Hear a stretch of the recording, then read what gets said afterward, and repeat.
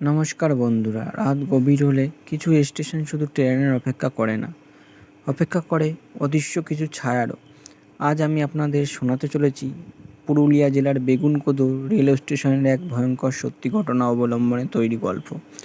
বহু বছর ধরে যে স্টেশনকে মানুষ ভূতের স্টেশন বলে চিনত, সেখানে এক রাত কাটাতে গিয়ে কী ভয়ঙ্কর মুখোমুখি অভিজ্ঞতা হয়েছিল এক যুবকের, সেটাই আজ আপনারা জানবেন।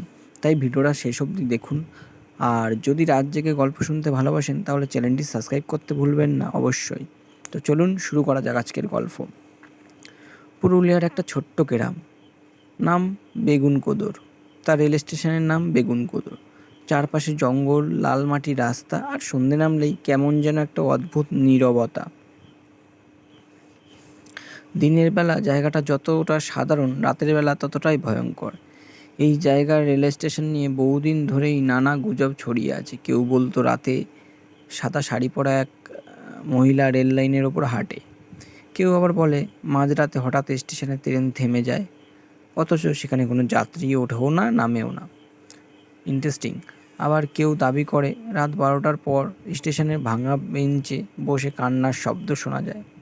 কলকাতার একটা চিয়ং ছেলে, বয়স ওই 25-এর কাছাকাছি, তার নাম ঋত্বিক। সে এসব গল্পে বিশ্বাস করতো না। সে ছিল ইউটিউবার। ভৌতিক জায়গা ঘুরে ঘুরে ভিডিও বানানোই ছিল তার নেশা। একদিন সে তার বন্ধু অর্ণবকে বলল, চল না বেগুনকোদর যাই, সবাই এত ভয় পায় কেন দেখি। অর্ণব ছিল একটু ভীতু স্বভাবের। সে বলে, দেখ ভাই, ইউটিউবের জন্য সব করতে নেই, জায়গাটা নিয়ে অনেক খারাপ কথা শুনেছি। ঋত্বিক হেসে বলল, ভূত বলে কিছু হয় না রে পাগল, সব মানুষের ভুল। শেষ পর্যন্ত দুজনে যাওয়ার সিদ্ধান্ত নিল। পরের দিন সকাল সকাল তারা বেরোলো এবং প্রায় সন্ধ্যে 7টা নাগাদ তারা পুরুলিয়ায় পৌঁছালো। তারপর সেখান থেকে একটা টোটো নিয়ে বেগুনকোদর স্টেশনের দিকে রওনা দিল। টোটো চালক মাঝপথে বলল, বাবু, রাতে ওখানে থাকবেন না, জায়গাটা ভালো নেই। ঋত্বিক ক্যামেরা অন করে জিজ্ঞাসা করলো, কেন কেন কী হয় ওখানে? লোকটি গম্ভীর গলায় বলল, সবাই সব দেখতে পায় না, কিন্তু যারা দেখে তারা আগের মতো আর থাকে না। অর্ণব চুপ করে গেল। সে একটু ভয় পেল, কিন্তু প্রকাশ করলো না। স্টেশনে পৌঁছে তারা অবাক হয়ে গেল। জায়গাটা যেন সময়ের বাইরে দাঁড়িয়ে আছে। ভাঙা দেওয়াল, মরচে ধরা সাইনবোর্ড, ঝিমঝিমে আলো, আর চারিদিকে অদ্ভুত একটা নীরবতা বিস্তার করছে। একটা কুকুর পর্যন্ত নেই সেখানে। ঋত্বিক ক্যামেরায় বলতে লাগলো, দেখুন বন্ধুরা, এখন বাজে রাত 8টা। আমরা পৌঁছে গেছি ভারতের সবচেয়ে ভয়ঙ্কর স্টেশনগুলোর মধ্যে একটিতে, যার নাম বেগুনকোদর। হঠাৎ পিছন থেকে একটা বৃদ্ধের কণ্ঠস্বর শোনা গেল। রাত 12টার আগে চলে যাও বাবারা, চলে যাও, বাঁচতে চাইলে চলে যাও। দুজন ঘুরে দেখলো এক বৃদ্ধ চা বিক্রেতা দাঁড়িয়ে। ঋত্বিক বলল, কেন দাদু? বৃদ্ধ ধীরে ধীরে বলল, যে মেয়েটা এখনো মরে গেছিল সে এখনো ট্রেনের অপেক্ষা করে। বৃদ্ধ জানালেন, বহু বছর আগে এক মহিলা রেল লাইনে কাটা পড়ে যান।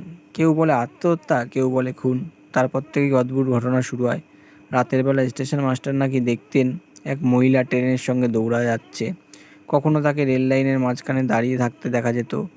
একদিন স্টেশন মাস্টার ভয়ে হার্ট অ্যাটাকে মারা যান। তারপর থেকে স্টেশন প্রায় পরিত্যক্ত হয়ে যায়। বৃদ্ধ বলেন, যদি মাঝরাতে কারোর হাসির শব্দ শুনতে পাও, পিছন ঘুরে তাকাবে না একদম। এই কথা বলে বৃদ্ধ নিজের গন্তব্যে চলে গেলেন। অর্ণব কাপা গলায় বলল, ভাই, আমার না ভালো লাগে না, চল না চলে যাই। ঋত্বিক বলল, আরে ধুত, সব বানানো গল্প, কিচ্ছু হবে না, দাঁড়া। রাত বাড়তে লাগলো। রাত তখন প্রায় 10:30। স্টেশন অন্ধকার, শুধু দূরে একটা হলুদ আলো জ্বলছে ঝিমঝিম করে। ঝিঝি পোকার ডাক ছাড়ার কিচ্ছু নেই। দুজন প্ল্যাটফর্মে বসেছিল। হঠাৎ অর্ণব বলল, তুই শুনলি? ঋত্বিক বলল, কি? কারোর পায়ের শব্দ, স্পষ্ট শব্দ ভেসে আসছে রেল লাইনের দিক থেকে, কারোর পায়ের শব্দ। ঋত্বিক ক্যামেরা নিয়ে এগোলো, কিন্তু সেখানে কেউ নেই। হঠাৎ ক্যামেরার স্ক্রিনে কয়েক সেকেন্ডের জন্য দেখা গেল সাদা শাড়ি পরা এক মহিলা দাঁড়িয়ে। ঋত্বিক ঘুরে তাকালো, কিন্তু সেখানে কেউ নেই। কিন্তু ক্যামেরায় এখনও সেই অবয়ব দেখা যাচ্ছে। অর্ণব চিৎকার করে উঠল, চল এখান থেকে। ঋত্বিকের বুকেও এবার ভয় ঢুকতে শুরু করেছে। রাত 12টা। ঘড়িতে ঠিক 12টা বাজতেই হঠাৎ স্টেশনের সব আলো, ঘড়িতে ঠিক তখন রাত 12টা বাজতে স্টেশনের সব আলো নিভে গেল। চারিদিকে ঘুটঘুটে অন্ধকার। তারপর দূর থেকে ট্রেনের হুইসেলের শব্দ। কিন্তু সময় অনুযায়ী এই সময় কখনো ট্রেন আসার কথা না। রেল লাইনের ওপর কুয়াশা জমতে শুরু করলো। আর সেই কুয়াশার মধ্যেই ধীরে ধীরে একটা অবয়ব স্পষ্ট হতে লাগলো, একটা মহিলার অবয়ব, সাদা শাড়ি পরা, চুলগুলো মুখের উপর ঝুলে আছে।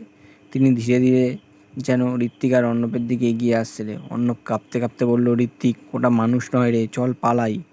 মহিলাটা হঠাৎ থেমে গেল, তারপর মাথা কাত করে অদ্ভুতভাবে হাসতে লাগলো, খিলখিল করে। সেই হাসি যেন শরীরে জমে যাচ্ছিল, গায়ে কাঁটা দিচ্ছিল তাদের। ঋত্বিক ক্যামেরা তুলতেই স্ক্রিন ঝাপসা হয়ে গেল।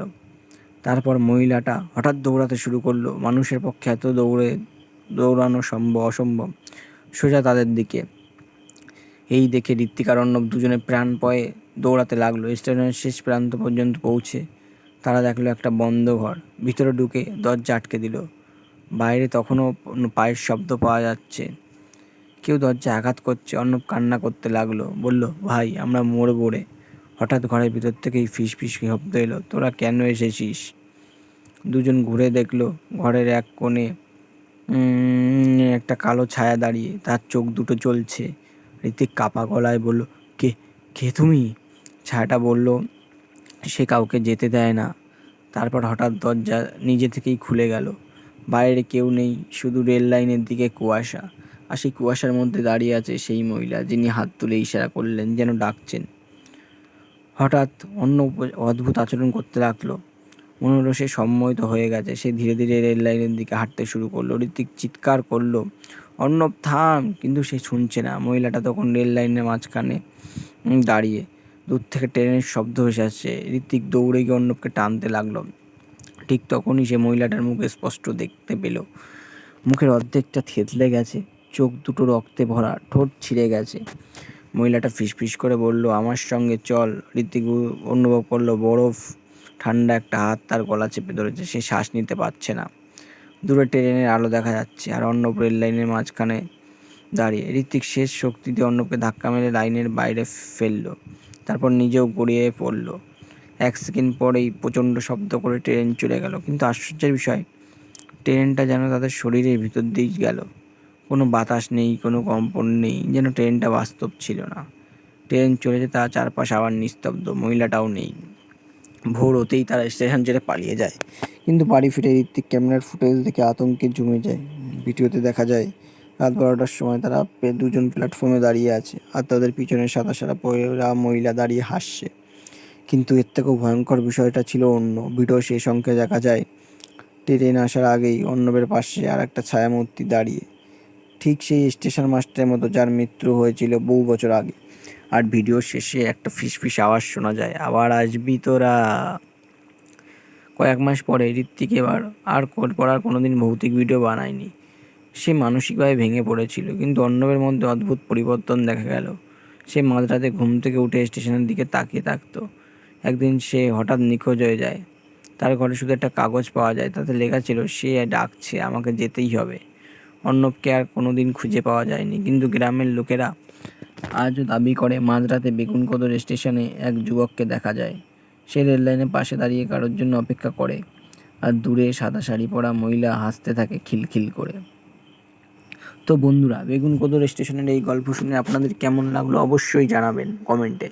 আপনারা কি বিশ্বাস করেন কিছু জায়গায় সত্যি অশরীরী শক্তি বাস করে?